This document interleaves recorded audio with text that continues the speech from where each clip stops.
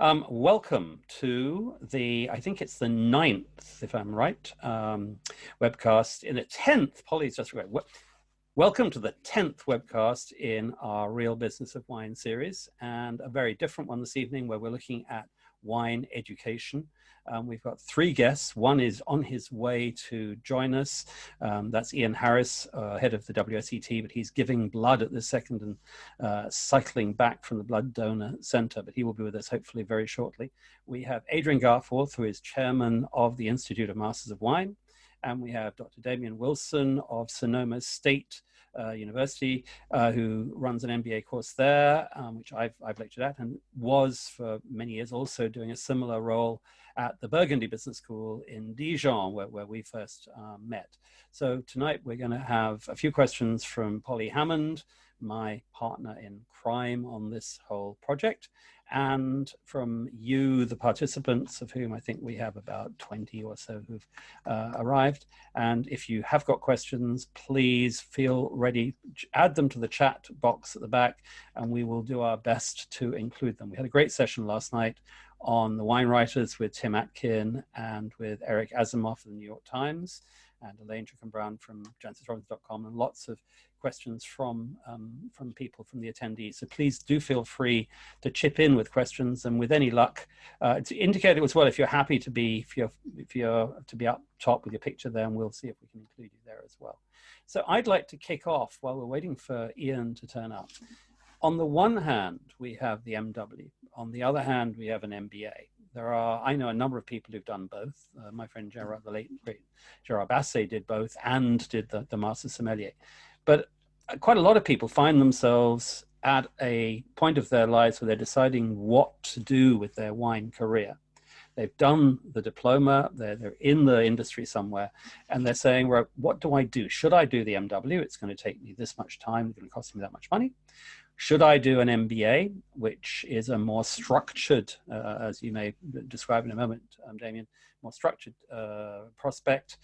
What are the pros and cons of these two for different people? So maybe it's a horses for courses. And I'm going to throw it first, I think, to Adrian for no particular reason. Go ahead.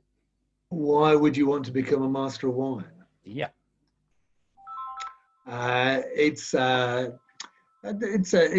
fantastic qualification to have, in the sense that. Hello. Sorry, Robert. Welcome. Great. Thanks. You should have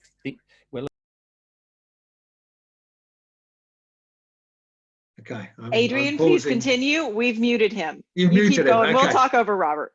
Okay. Why become a Master of Wine? Look, it's a qualification which has got a quite incredible reputation, a reputation globally, and for people who have come through the program, they tend to be very, very exceptional people with some very, very specific skills, which I think are incredibly relevant for the wine trade today. It was set up as a trade qualification in 1953.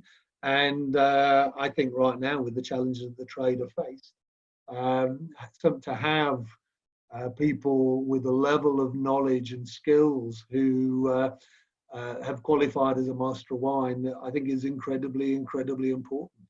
And as Robert has alluded to earlier on, some people use those skills through employment, some people work as consultants, but the one thing these people will have is incredible commercial acumen, I think, because it's a lot of understanding of a lot of different aspects of the wine trade.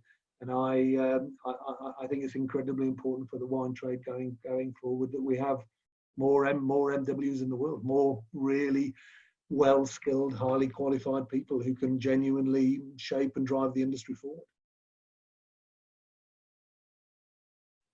And sorry, Robert, I missed that. Sorry, it's a very convincing sales pitch for it. I'm going to do an and or a but here. It's a self-driven course. You don't actually go to college every day and sit in front of someone like Damien and have the same lecture as everybody else. It's a large amount put on you as the student, in my understanding, and how you learn. And I think I remember talking to Penny Richards, who was running the welcome, Ian. Sorry I'm late. Thank you, and you look very good for somebody who's just cycled. I don't know how far you've cycled, but I've just broken the world record for a 64-year-old cycling between Tooting and South Croydon. Well, welcome, and thank you very much. I'm a bit sweaty, so apologies. Thank you. Adrian Garforth beside you, whom you know already, and Damien Wilson, I think you've also met on occasion. We're just starting off by asking Adrian, we're looking at what the benefits are for particular people and particular situations of each form of wine education. And I'm pitching to Adrian the question of, if you are deciding to do an MBA or an MW, it's not as structured, I'm suggesting, as, for example, an MBA course might, or some other courses might be. Does it suit all kinds of people? No, I think the point you raise, the point you raise is a really interesting one. And I don't think the method of study suits all people. And I think that particularly cuts across different geographies. And as we become a much more international organization, and we currently have MWs in 30 different countries, and we're running courses all around the world, as we bring in a greater population of students from those different geographies, we are finding that the way that they have been taught up until that point isn't necessarily suited to the MW program, which is to a great degree a self-study program. Can I jump in with a question on this, please, for Adrian? So my understanding is that over the course of the past few years, the MW program is constraining acceptance and pass rates. Constraining. And so this is what we've heard, is that the MW program is constraining acceptance and pass rates, is making it harder and harder for people to pass. Okay, so you can address that, but more to the point, do you feel that there is an inherent institutional bias to a program such as an MW program, as opposed to perhaps a publicly, Damien is at Sonoma State University, where they are students coming through a more traditional public school system, and how does that contribute to ongoing issues of diversity, representation, language, inclusion, just the whole, our whole ecosystem of wine? Yeah, okay, great. The easy ones for you, Adrian. Great, yeah, absolutely. I'm glad I'm first up, guys. Thank you. Okay, first of all, in terms of the filtration process, no, I would say that it is everything we are doing is to actually increase our pass rate and bring more MPs. There is, without doubt, a more detailed admissions program, which goes back to the point that was raised by Robert and that you've also alluded to, Polly, is that we actually don't want people coming onto the program if they don't understand what it is they're entering, that they don't understand the degree of self-study that is required. And there is a big framework of support through mentors, through course days, and through the provision of residential seminars that anybody in the program has to attend. So it's not a go home and study and come and turn up for the exam and we'll wish you luck. There's actually a very, very structured program where all of the MW students are guided by Masters of Wine, and also with additional input from supporters and other trade bodies, because we want to get people through the program. And the additional steps that have come in recent years, which would be our admissions process, is actually not with a view to preventing students joining us. It's actually to identify those students who we think have got the potential to actually work their way all the way through the program, because I think we have an obligation for anybody who comes on the program. We work bloody hard to get them through the other side. And I would say our historical pass rates, and if I go back to the 80s, I remember talking to Mark Bingley in 1983. He was one person who graduated. I don't know how many else were studying, but one person. The following year, there was none. And last year, we had 14 people graduate from 10 different countries. 3 years ago, we had 27 people graduate. So the additional checks and balances that we've put in place is not to filter out, it's to actually filter in. It's to identify those people who we genuinely think run the risk of getting through the program, because we accept it's tough. And then to talk to your other point about diversity, because without doubt, if you think of when the Institute of Masters of Wine was set up in the 50s, I might be overstating this, but the UK was to a great extent the centre of the world wine trade. It has completely changed. completely changed. The UK is still a very, very important market, but we know US is a bigger market. Asia is developing really, really quickly. Right now, we have more students in the US than we do in any other market right now.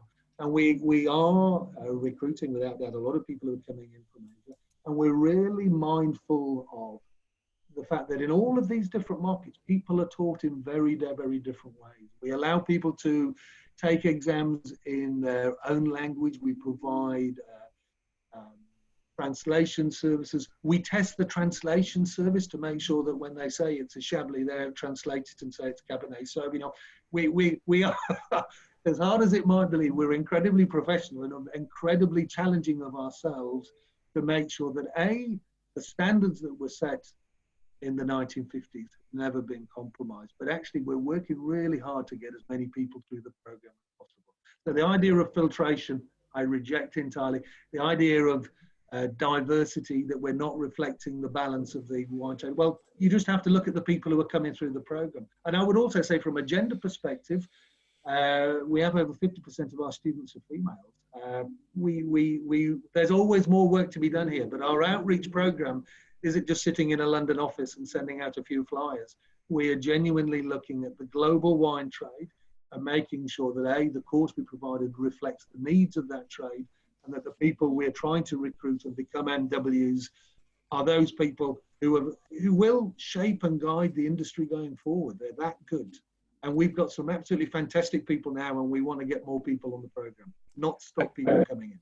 Thank you, Adrian. I'm sorry for putting you on the spot first, but somebody was going to go first. I'm going to throw the ball. I'm going to leave Ian to sort of get his breath back from his cycling for a minute. Very kind of you, Robert. Damien, the interesting thing, the interesting question to me, looking at what you've done with an Australian passport, having taught in France for many years at a French school, and now teaching in Sonoma State, I'm fascinated to know what the differences are that you see, because I've been at both, and I've also done some stuff in Germany and elsewhere. I'm interested to see what you see as the differences in the students and the courses, because if I'm going to do an MBA, whether I do an MBA in any other sense or a wine MBA, I can choose between different seats of learning.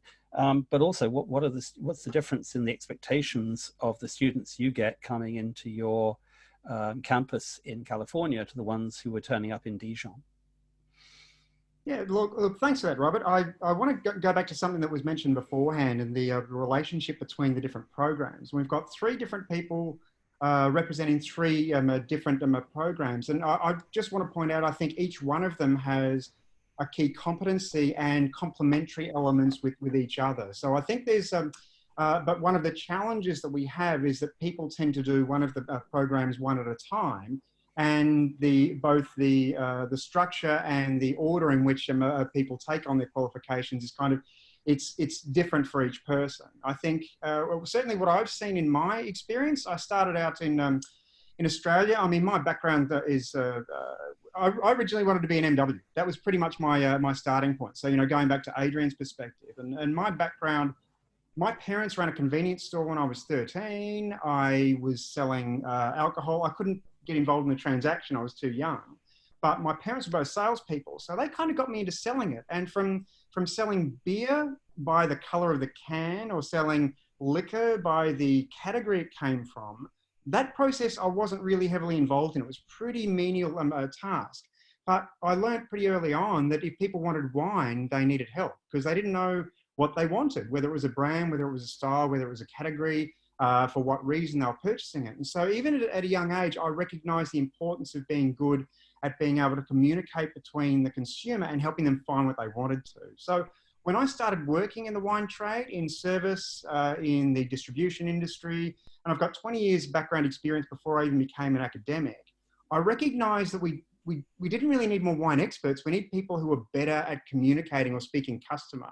That capacity for being able to connect the category with the individual. And that's really what kind of drove me to get into education in the wine sector. So in Australia, Australia has a very heavy focus on both at the undergrad and grad and research level on identifying how things work and trying to put things together. And I found that was quite different when I moved to France. the French are incredibly passionate about wine as their category, and they tend to be very defensive of it. So you tend to find when you're trying to communicate about business concepts in France, I'd make frequent reference to the fact that in my time in France, in the 9 years that I was there, I learned that I could live there for the rest of my life, but I also learned the difference between perseverance and futility.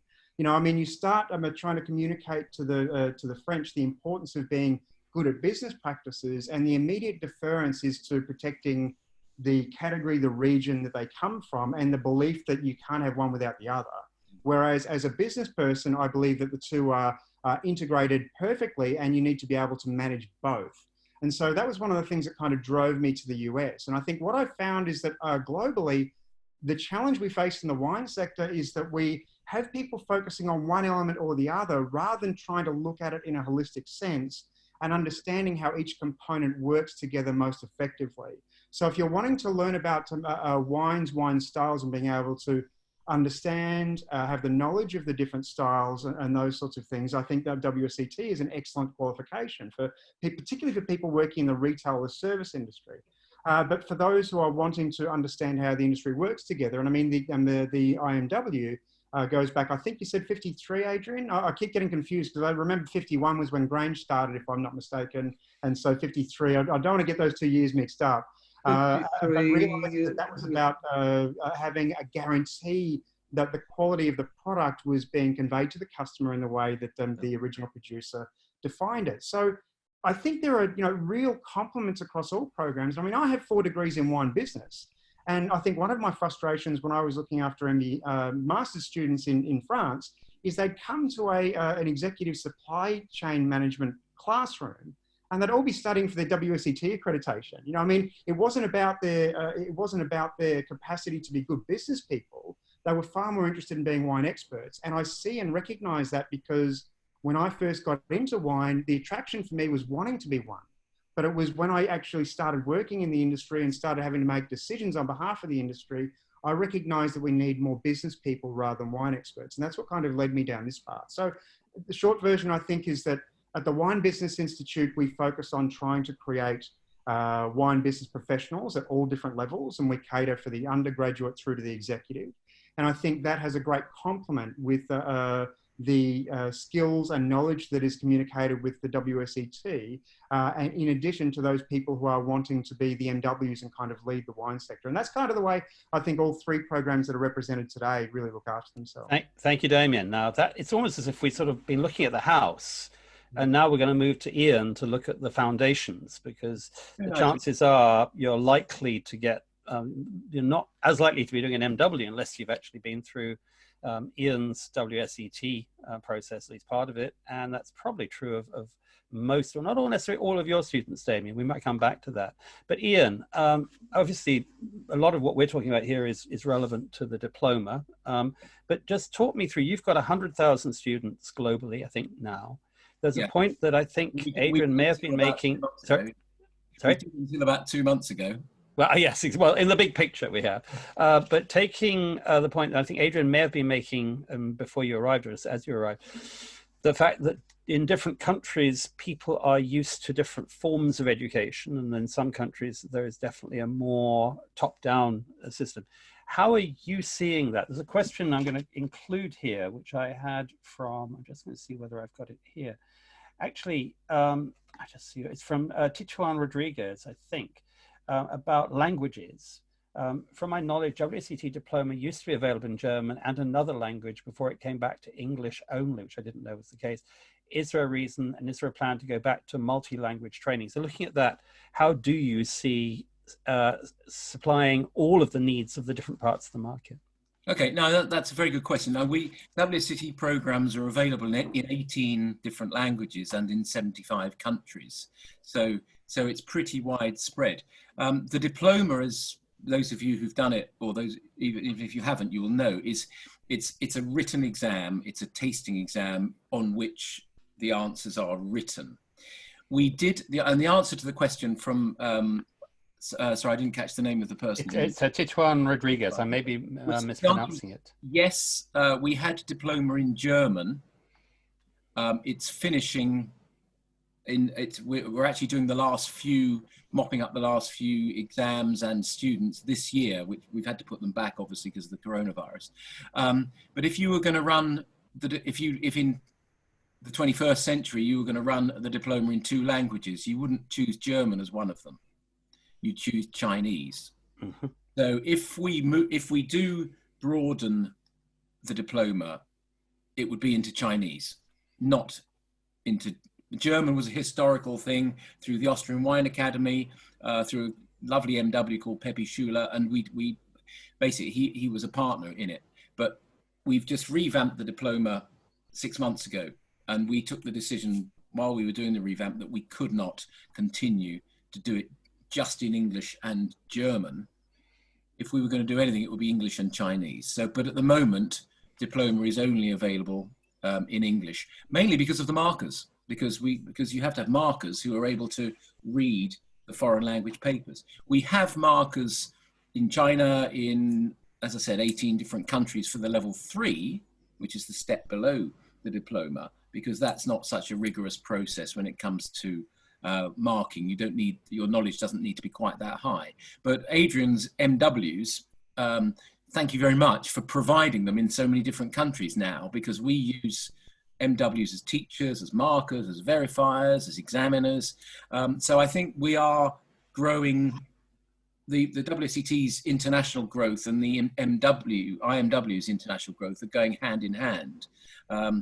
The IMW was set up in 1953, WSET set up in 1969, and WSET was set up to be the stepping stone up to the Master of Wine qualification. So we unashamedly provide people who then go on to not just MW programs, but also MBA and other business programs. Can I just make it clear though that for a lot of people who approach us, there is a belief that being a WSET diploma graduate is a prerequisite to coming on the course, and that is not the case.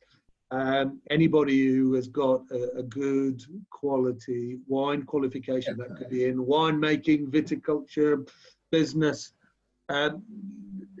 our experience is that if you have that study behind you, you genuinely run the risk of getting through the program, which is to talk a little bit to Polly's earlier point about filtering. We don't want to stop people coming through. We want to make sure that the people who come through have got the requisite base knowledge to get all the way to the top of Everest. Yeah. And in the case of the WSET, looking at that historical situation, we used to allow people who just did the WSET level 3 to come on the program, but they quite simply weren't successful. And so we actually now say, look, if you've done WSET Diploma 4, that's a really good starting point. It's not the only way you can come into the program, and therefore anybody who's interested, you know, if you've got any sort of wine qualification, let's talk to you. Okay. That's going to really help you. I'm going to interrupt here. We've got, I think we've got Rika Harros, who is in the northeast of Italy. She's in lockdown for longer than anybody at the moment. Rika, can we get, Polly, can you pull Rika up onto the screen? Hi, Rika. Have you got a camera on you today? I don't know. Can we hear you? Unmute you. Hi, Rika. We can hear you. We should be able to hear you. Yes, I'm here. Hello. I get disconnected and then I lost everyone. Hello. Good evening. Hi, Rika. Hello. You have a question? Yes, my question is, what in your opinion is missing in the currently available courses and study programs to give more solid qualification and preparation for the future managers and executives in our industry? And I'm specifically thinking that we have a lot of product-focused education, and as Damien was saying earlier, not as much business-focused education. And obviously, I'm more into business than the product focus itself. Do you believe that there should be a better balance, especially looking into the future of the wine industry, looking at the crisis that we're going through now? Are the currently available programs good enough? That's my question. Thank you, Rika. I've got Damien raising his hand. Well, Ian next, but Damien first. Thanks, Robert. Yeah, got my hand up before Ian. Sorry about that, Ian. I'll hand over in a minute. Look, just in short terms, with regards to your question, Reka, I think the business skills are absolutely essential. I mean, I'm going to advocate for that, and I'm probably a bit biased in that regard as well. But I think the bottom line is we'd have to say no. You know, I mean, we don't have the skill set in general in the marketplace, and I think part of the problem is, you know, I mean, Australians refer to this concept of the tall poppy syndrome. We seem to be constrained to a degree in the wine industry that we look down our nose at a lot of wine businesses that have incredible success. And I mean, it's not for all. It's, if you happen to be a small producer in the middle of nowhere who makes it big because you've achieved an award, that's often widely lauded or lauded as a great success, and information is shared rapidly. But you look at things like, I remember I moved to the US in 2015, and it was almost exactly the same time that Constellation had bought the Prisoner brand. And there was pretty much nothing but derision about the idea. And around the same time, it was the same thing with Michael Clark taking over Treasury Wine Estates, which was widely regarded as, you know, a bit of a basket case at that time. And then, you know, I mean, the criticisms of a man coming from the food industry, how's he going to manage a wine company? And then both of these brands pretty much took off in a short period of time. And I didn't see anyone who went out and criticizing either of these moves saying, yeah, we got it wrong. That was a great move in the end. What instead you see is people often in the wine industry, you know, I mean, the wine industry eating itself when it becomes successful. So I think part of the problem that we've got is that there's a bit of an inbuilt, criticism of widespread success, this kind of anti-commercialism approach. And I mean, I'm always going to argue that the challenge we have in the wine sector, particularly now, is that we are struggling to get new consumers. And this is an echo of the problem that the French wine sector went through a generation and a half ago. They lost consumers through the 80s, and they forgot to refresh their category. So at the same time, French wine became more popular, more exclusive, and at the top level, things went pretty well. It kind of cut the legs out from underneath itself. And there's this they've lost to a degree the capacity, not just in France. I'm picking on France unfairly. But okay, I'm going to cut you off, Damien, because I think you're making a good point there. Can I, actually, Ian was going to answer that as well, Polly, before you jump in. I'd like to say a word as well. If I'll let Ian first, please. Yeah. Thank you very much. Thank you, Robert. Yeah, I mean, I think the question about the business side of this industry is absolutely crucial. We, when the diploma was revamped last time, back in 2003, the research that was done at the time, it was just before I joined, was that the WSET was doing a fantastic job teaching people about how the Gamay grape is grown, what the climate's like in Alsace. It didn't teach anybody to sell anything. So we introduced at diploma level in 2003 a unit on business. We then, in answer to the UK's issue, and the UK was going through problems with consumers basically going to the lowest denominator, we launched a course 12 years ago in the UK called the Business and Commercial Knowledge course, BAC course, which Robert's very familiar with because he's one of our teachers on it. And so clearly there's a real need for people to understand how this business works. So I mean, I really applaud everyone who's running a business program because it is absolutely crucial that people understand how this works. And as we come out of this coronavirus situation, we are desperately going to need people to spend £10 a bottle, not £6 a bottle. Could I chip in there? And I know, Polly, you've got a question in a second. I know Adrian has something. But there is, when I'm traveling around the world, I meet Americans and I meet Chinese, for example, who are important to you for the WSET, who say it's like watching a TV series. It's like watching Sherlock or whatever. It's very clear that this was written by people who have a British market at a £10 price point and a lot of the things that we are used to. And when I'm in a bottle shop in Australia or in America, the mood music is very different there. You're talking about what Damien was talking about, The Prisoner, which is this wine sold for, brand sold for $285 million. I meet MWs who've never heard of it. And basically because it's not really, we don't see The Prisoner in any great volume in the UK, red blends aren't here. And there is that view of what is sold, Britain is the heart of the wine trade, what is sold in the UK, and kind of extrapolating from there. And does that apply in Shanghai or Wisconsin? getting an MW to admit to drinking the prisoner is like getting consumers admitting that they shop openly in Lidl. They all do, but nobody's prepared to admit it. Ian, would you like to address that though? Well, yeah, I think look. Exactly. Point, can I let was Ian? say, look, the point about the business of wine, I think, is absolutely critical. And to be honest, it's a theme that runs through every part of our study. Thanks. You need to understand, if you're a winemaker, what that means in true commercial terms. Being able to spot a Burgundy at 50 paces, that might be good as a party game, but you need to understand what it takes to make something special. You need to be able to communicate it, but understanding the true commercial realities wherever you are in the world. Yeah, thanks. Adrian, I'm going to pass over to Ian there. Yeah, I mean, just taking that business perspective a bit further, I was really pleased with, just as I sat down after coming in from my bike ride, Damien's point about education in the on trade, because one of the keys to getting people to spend a bit more money is for someone to tell them why they should do it. The sort of person who is happy to spend £3 on a pretty nasty coffee in Starbucks really balks at spending more than £6 on a bottle of wine, which really annoys me. But that's where a little education goes a long way. You don't need to be a diploma holder or a master of wine to be able to convince somebody to spend just a little bit more in a restaurant, and that's going to really help the industry going forward. But to answer the point about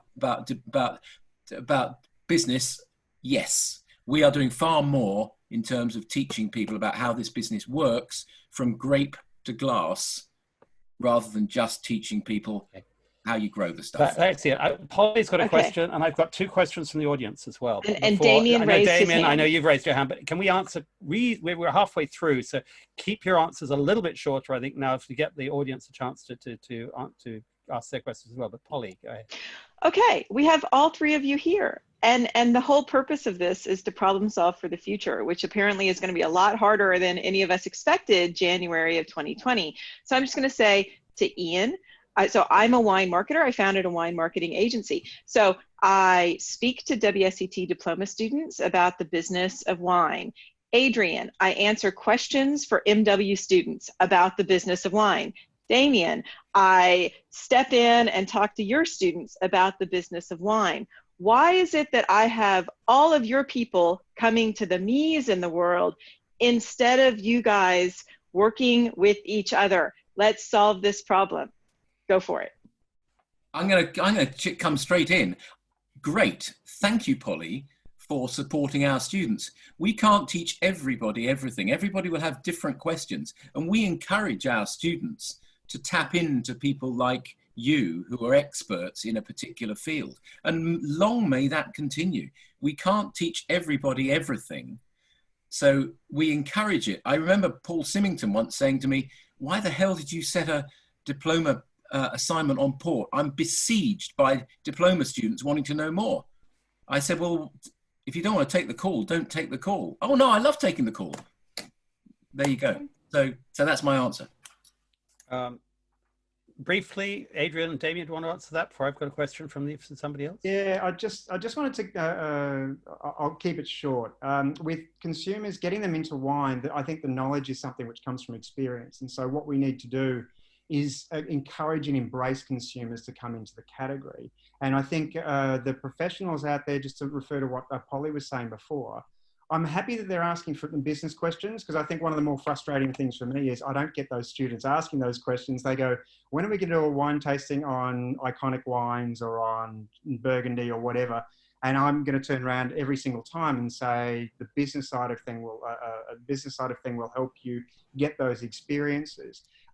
Robert, you were asking about working all together. We've just had a colleague appointed to another position around the world, and we're looking at ways to try and facilitate interaction across all of these institutions. We're aware that we're a bit piecemeal. I think it'd be fair to say each one of us would go, yes, we have a component that we cover really well, and we're trying to extend or trying to do a little bit elsewhere, which may be better off being filtered out. How we go about creating that, I mean, I think in the big scheme of things, it'd be great to kind of just have an open brainstorming session with all of us in education. Paul put an answer there in the chat as well about what they're doing at Plumpton. So I think taking it from there would be a really good start. Thanks, Damien. Adrian, briefly, if you want, if you haven't got that, I'm mute you. All around the world to come and participate in our courses, and we encourage our students both to look externally, so to approach people like Polly, who are seen as being industry leaders, and to also speak to other people within our MW network. So this is, the industry is evolving so quickly. But we would have people from Constellation presenting, we'll have people from Pichon Baron presenting, and talking about their different business models, talking about their challenges, and providing a great learning experience. I'm going to interrupt. I'm going to invite Rachel Child to join the panel.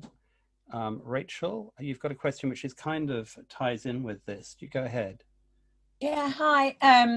Where are you from? What's your background, Rachel? So I live in Bristol in the UK. My background is I work in PR and marketing, specialise in the drinks industry, but I also have done up to my WSET level 3. I don't think I have the desire to now move to become a Master of Wine, and I have contemplated the diploma, but instead of doing the diploma, I went on to do a business postgraduate degree at the University of the West of England. My question is for those people that I've been in the industry, in the wine industry, working and circulating around countries all over the world for the past 13 years. Where's as I think it was Damien quite rightly pointed out, it's quite fragmented. Where is the bridge between the WSET and the IW and the Master of Wine? So, for example, does the WSET work closely with evolving those students onto? I know that Plumpton have a wine business course. Do they work closely together, or is it more in a competition sort of way, or is there ways that people are starting to work together more now to encourage those that have got to a level where they're at the level 3 to move into something like Plumpton? I know that's UK centric, but there's obviously there's the colleges in Montpellier in Australia, for example. Or are you more designed to keep them and drive them more into the diploma? Rachel, thank you very much for that. Ian. Rachel, you used the word competition. I don't view anyone who is doing wine or spirit education and doing it well as competition at all. I encourage it. We work very closely with Adrian for the reasons I said a few minutes ago. We also work with the Court of Master Sommeliers because we want to make sure that we are complementary rather than doing exactly the same thing. And all the education that each of us on the panel here do is complementary. It's not all the same, and it's deliberately not the same. But I don't view anyone doing wine education as competitors. My view is the more people who are learning about wine, whether that's in the trade or the consumer, the more the consumer is going to be prepared to pay, and the better this industry will be. So bring it on. Anyone who's good at educating, bring it on. If someone's on our toes with qualifications, I might have a word. I've got Damien with a question or a comment, sorry. Yeah, I just wanted to reinforce both what Ian was saying. And I mean, we at Sonoma State University, we created the Wine Business Institute to focus on wine business. So that's pretty much it. Anyone who's got the background in viticulture or winemaking or wine experience can come in and focus on being both the managers and executives in wine business. And that's why we put together a board of directors representing the local and international wine sector, so that that's our focus and that's our complementary contribution to what's happening elsewhere with the WSET, with IMW, with CSWs, whatever it may be. The goal is to make sure that we can solve the solutions together. Like researchers on the current situation with the coronavirus. Look at what's happened internationally. The New York Times covered this today. People are working together as a means to try and solve the issue. And I think we're kind of at that starting point. And I think you'll see a lot more of that interaction in the years to come between all of our institutions. Yeah. Thank you for that. I've got, can you hear me? You should be able to hear me. I've got a question from Berta Jensen, and I think I'd like to chip in a little bit about it as well, because I know In fact, I got an inquiry from an MW based in, I won't say where in the world, but not in Europe. It was an inquiry from China who wanted an MW to go and host a tasting. And somebody said to me, if I could do it, how much do you think they're going to pay? And I said, I don't know, I'm just passing on the inquiry. And he said, do you think they'd pay $500 a day?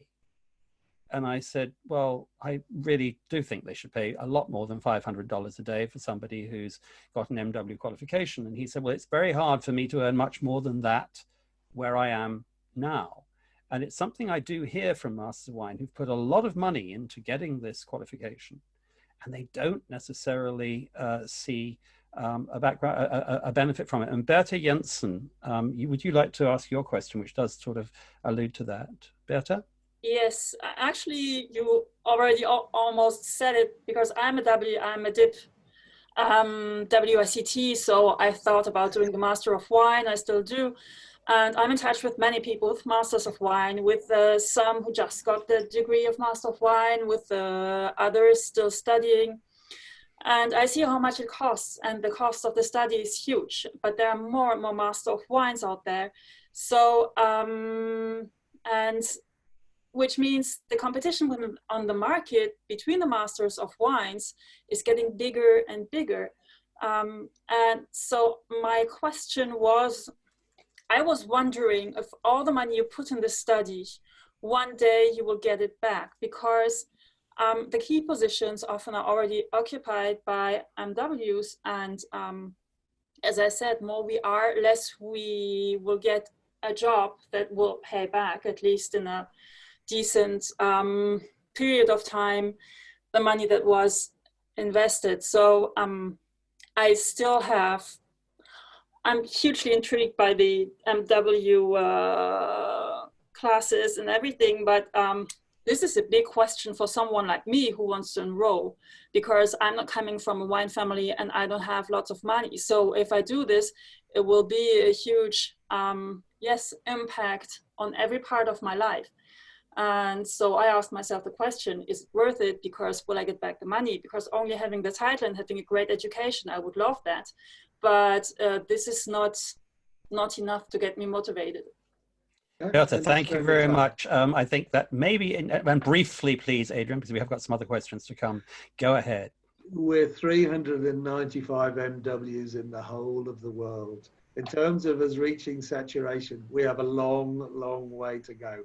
If we were double or triple that number, I still think it's a real drop in the ocean. But your question is a very real one, is that when you make that investment and you come out the other side, what does that mean in true commercial terms? And we have a lot of incredibly successful MWs. This picture just beside me, and I'm sure my former employee won't mind me telling you, this is Yealand's wine estate. This is 1,500 hectares of land in Marlborough, and I was the chief executive officer there until about 9 months ago. We have people who take this degree, use it as a stepping stone to navigate through their wine industry, and they come out in lots of different areas, whether it's Fiona Morrison running La Pan, Patrick McGrath, who's the MD of Hatch Mansfield here in the UK, incredibly successful. There are lots of different routes to success in the wine world. And without doubt, there are some people who probably don't recognize their true commercial worth. And it is actually an exercise we've been just carrying out. We've carried out a survey of our members, because we are, above all, a membership organization, and we recognize we've probably got a better job to do in terms of promoting ourselves as an institute, and also promoting the individual MWs who come through a Bloomington program, because they are fantastic people, I promise you. And we've probably not done a very good job in making the trade aware that there's a fantastic resource here that they should be tapping into. And I always say to people as I'm traveling around the world, because we're running courses all around the world, I said, look, if you have a problem in the wine industry, you wouldn't be a bad thing to give me a call, because there's two things I can guarantee. One, I almost certainly don't know the answer. But two, within our network, I would be very surprised if there isn't an MW somewhere in winemaking, a journalist working in China, ploughing a lonely furrow in India. We have them. And we've got a big job to do to make the industry aware that this is a great... Thank you, Adrian. Thanks. Polly, you had a question. More than one question. I do have a question, kind of shifting gears into pedagogy and presentation. So over the past few years, one of the resounding comments I've heard from wine educators of all kind is that student interaction and student interest is changing. And a lot of that has to do with them sitting in a room, being on their computer, the availability of online studies. So it's not as congenial an environment as it used to be. How do we see that changing now that the world, because of this pandemic, is going to online learning and to alternative forms of presentation? How do you keep students of wine interested when they can't be in a shared space with you? Ian. Yeah, I mean, Ian, go ahead. I mean, we've had an online educational program. I mean, going back since I joined in 2002. I mean, it started off as, you know, here's the book, let us know when you want to do the exam. But it's evolved into a much more sophisticated online classroom. The advent of the coronavirus, what that's done is really put the burner under our development of our online classroom, and not just online classroom, but online examinations as well. Something which we were doing, but we were growing by 15% quite happily, mixture of classroom courses and distance learning courses. But now every single student who's doing a WSET program at the moment in the world is doing it online, because I'm living with one of them, so that's why I ask. I mean, we've gone through that in our house, and I've heard the feedback on it. But not everyone. I know that Damien, you have online classes, but you know, so I'm going to jump, Ian, I'm going to jump to Damien for just a minute to kind of get some of his feedback, and then we can come back to WSET. Yeah, thanks, Polly, and Ian also for starting out this topic. And quite frankly, we've seen such a massive change in the manner in which we teach these days. I mean, when I started, it was back to, you know, we were using acetates or transparencies, whatever you want to call them. And then we had the death by PowerPoint age. And now we're having to adapt to online communications. And I've been teaching, we've got programs that are either face-to-face, which are progressively becoming more online. We've got hybrid programs already where we do both, and we're developing more and more online programs. So I even say to my undergrad students, before this happened, before the coronavirus, we were compelling them to engage in a number of webinar classes to show them what the future professional environment is going to be like. And I mean, I think everyone here in this webinar is becoming familiar with the fact that it's death by webinaritis at the moment. So, you know, we're kind of, it's the modern environment, and students will say, we want to do it. When you start them doing it instead of face-to-face, they go, we want more face-to-face. But we're increasingly becoming aware of the fact that we are more and more virtual. So we have to adapt to that. That's our responsibility. That's our role. And I'm one of the people who lectures to your guys in Sonoma, and so I know how that works. And actually, just briefly, because I think Polly's got another point, Beata also made the point that she got her diploma, her WSET diploma online, and she said it was hard, but she was motivated. But Polly, you had the follow-up question, didn't you? Right. So the corollary question to that is that wine without the coronavirus has been very slow to adapt to virtual tasting and online meetings and this whole digital world. You three are teaching the next generation of wine, and how do we feel that their experience coming up through this is going to form a foundation for a different way of doing wine business? I mean, we had Jancis the other night talking about how, you know, let's move from the 750s to the test tubes, and let's get used to doing virtual tastings. You know, are you laying the foundation for that change right now? Damien, you're in first. Briefly, Damien.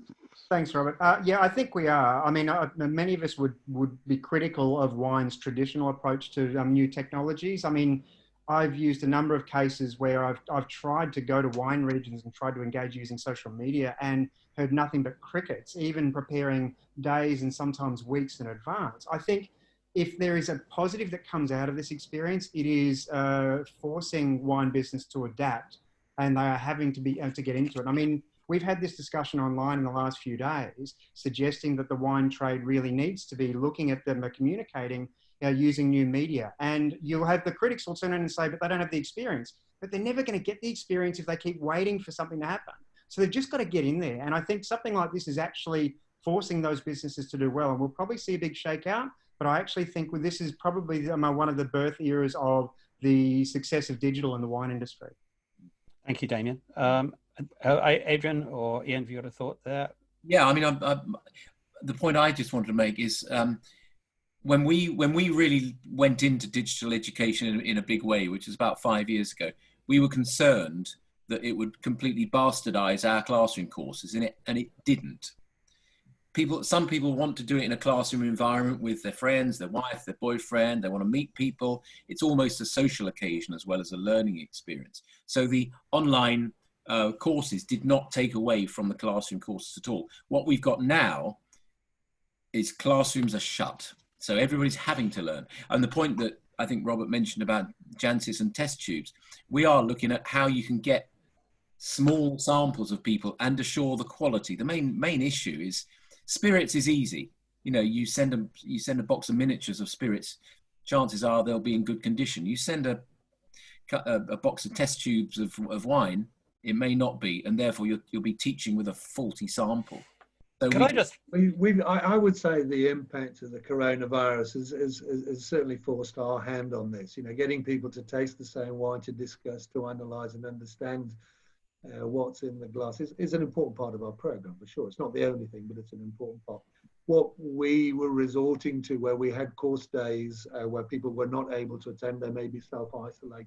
We would have people opening bottles of wine in the morning, testing them to make sure they're appropriate to put before students, and then pouring them, decanting them into smaller bottles, and actually sticking them into Addison League cabs or whoever the cab firm is, sending them around London so that they could actually join our courses in real time, just as we're talking right now, with the same wine in front of them. And it's incredible how resourceful you become when in times of adversity. And I looked at that and I was totally bowled over, just how, you know, we wanted to make sure everybody got exactly the same experience. Thanks, Adrian. What you say is right. Could I chip in a bigger question across the board? And it's something that Damien will, I think, ring bells with Damien.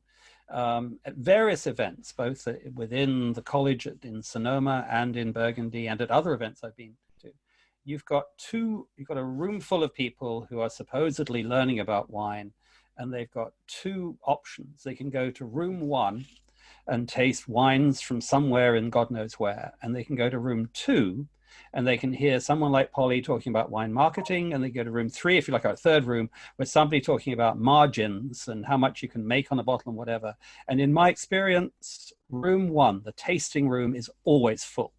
It's full if you've got first growth Burgundy, as a Premier Cru Burgundy, but it's full if you've got wines from Albania, because they've never tasted Albanian wine before. And if somebody giving really useful information about the business of wine that you were talking about, Damien, it's actually trying to explain how you're making wine in Languedoc-Roussillon, where I'm making wine. How can you actually make more than the supermarkets are prepared to pay for you? How can you afford to pay for the marketing that Polly thinks that you should do and will tell you how to do? And one of my problems in the wine industry is that because it's such a product like art, like music, that we all fall in love with, I think very often we don't fall in love with the business of it. And then you get the situation that Damien was referring to earlier, where you bring in a treasury. You have to bring in someone from another business to actually make that enterprise a commercially successful one. And I think that we have that problem as all of us as wine lovers, as wine enthusiasts.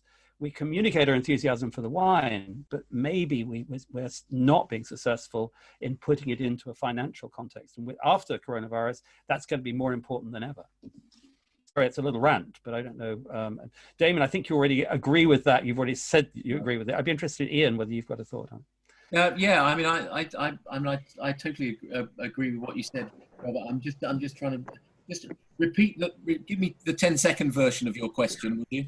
Business, basically, margins, marketing, Yeah. the things that actually, who cares what's in the glass at Financial this particular moment? sustainability. How do we make money out of this, and especially after coronavirus? Okay, I mean, my point on that is exactly the same as you. When I go to things like TechSom in America, I'm staggered by the proportion of people who are going to the tasting rather than someone who actually really is an expert in the business side. And for me, it's the other way around, actually. You know, I did my diploma in 1980. Yes, I love a glass of wine, but if I go to a tasting, I will very rarely have a glass in my hand. I will go and talk to interesting people. So I think it's really important that we try and make the business of wine sexy. It's a fascinating industry. You know, it's a grape that's grown in the ground, and it ends up with the consumer spending quite a lot of money, and there's lots of steps in between. And we've, I think, tried to make it a bit more, I use the word sexy on the basis that people should be fascinated by it. One of the things that I find at the diploma level, when I used to, back in the day, teach the business bit of the diploma, and consumers who came on the diploma as opposed to trade people.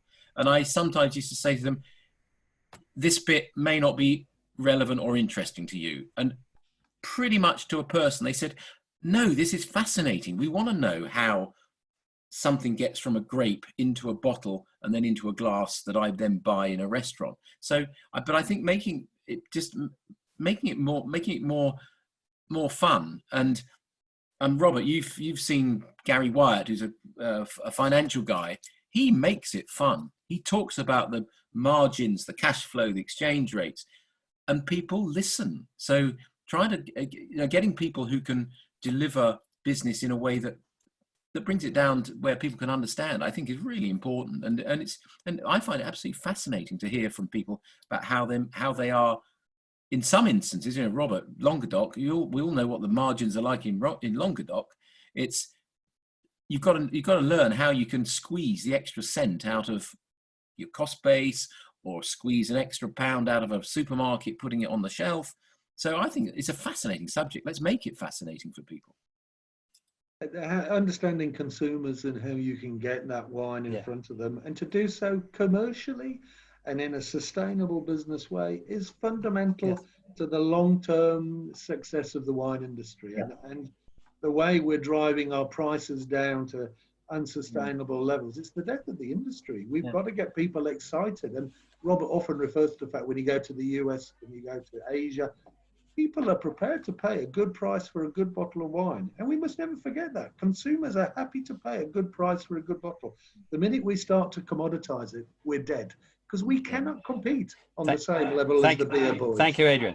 Damien, you've actually wanted to put something on the screen. What would you like to do? Yeah, I wanted to kind of reinforce what's been said here. I just want to also show, in case we don't get a chance to get to this, I wanted to make sure that I had... Yeah, we're near the end, so go ahead. Okay, thanks very much. If it works. Yeah, I'll put this screen up, and I'll try and show what we've got here. Essentially, is what we're conveying and how our programs look after these sorts of things. So we've got. We're not doing a sales pitch for Sonoma, by the way. No, this is no. But Damien's death by PowerPoint. Yeah, exactly. We've got the different programs for different levels of knowledge and experience. And just as you said, Ian, we've got to have people who both understand the entry point of the wine sector, they understand how people come into it, and how they can work their way up through management and make more strategic-based decisions. And so essentially, they're the sorts of things that we need to focus on. I'm actually doing a sustainability exercise at the moment with executive MBA students with Rika, so based on her experience as a global executive in a wine company. So you've got this a great opportunity to kind of lead the change in the marketplace. And what we want to do is make wine embracing, so that we don't lose out to what's happening with all of the other industries out there. I mean, we've got the White Claws, we've got the flavored products, we've got the alcoholic everything being created at the moment in the US, and some quite staggering features, that images that were put up by Danny Brager earlier this year, showing that whole new product category represented about 12% of the registered retail part of the market, which was bigger than any individual wine category in and of itself. And that's happened in 5 years because wine's kind of missed that opportunity. So we have to focus, it's our responsibility to make sure that we bring the people in who can help direct the direction of the wine sector in the coming years. Thank you, Damien. I'll get my plug out of the way now. Can you unplug your screen for a minute? Thank you. I will. I'll get out of it now. I've done my shameless plug. Shameless plug. So that, A dirty sales pitch. yeah, there you go. Pitch. So that's a really good lead in to some of the comments that tie into my final question. We're just at an hour now, so attendees and panelists, forgive me for going over time. So Paul Harley says the critical thing is to ensure that education is keeping up with the changes in the industry. And Tanisha Townsend says make it fun and also accessible. So my questions are, how, we're talking about education. Not everyone who experiences wine is interested in education. How much of the entertainment and joy, the consumer experience of it is carried through in these educational programs? How much are we making certain that our MWs and our diplomates and our MBAs are coming out first and foremost saying, care about the experience of your customer wherever they are at in their wine experience? Ian. Yeah. I mean, just to answer the question there, it was. I think the question I looked at on the screen there, it was about keeping programs up to date. So I thought that's what your question was going to be. We keep our programs up to date regularly because we are in such a fast-growing industry. But for me, I think the key is, yes, it needs to be fun. You need to have really good communicators as teachers. You can't have someone who just, and I've seen them. When I first joined the WSET, I was appalled when I saw some of the teachers, and they were just, death by PowerPoint isn't in it. Reading the PowerPoint slide. I'm glad you're not mentioning me by name, Ian. I know. but making it fun, because what we want people to do is to come out of whether it's a diploma class, an MW program, or one of Damien's classes, coming out and say to their friends, wow, you really ought to do that, because I learned so much. And we want people to be ambassadors and real disciples for education. And they'll only do that if they've enjoyed themselves. Could I chip in with a plea, which is that people who come out of either your diploma classes, your MW classes, your MBA classes, if I hear any of these people treating Prosecco, Pinot Grigio, red blends, or any of these things with the contempt that I come across. When I hear Australians and New Zealanders calling New Zealand Sauvignon Blanc bitch diesel and thinking that's an okay thing to do. Yeah, it's fair enough if you're doing it around a beer or two back at the winery, but this leaks out. And the contempt that Prosecco, for example, gets from within the industry is very clear. And yes, I think that it may not be what a lot of MWs and other people necessarily want to drink tonight. They may have all sorts of other things they want to drink. But I think that we need to be far more inclusive, whether it's being inclusive of Pet Nat wine on the one hand, or it's Prosecco, or it's Barefoot on the other. We're going to have Stephanie Gallo here as a guest in a couple of weeks, I hope. And I think that what they've done with Barefoot is extraordinary and incredibly inclusive, and not about wine education. But I think that everybody's learning about wine education needs to learn about the success of the Barefoots of this world and the Prisoners of this world, as well as the Premier Cruise, and as well as the... Totally agree.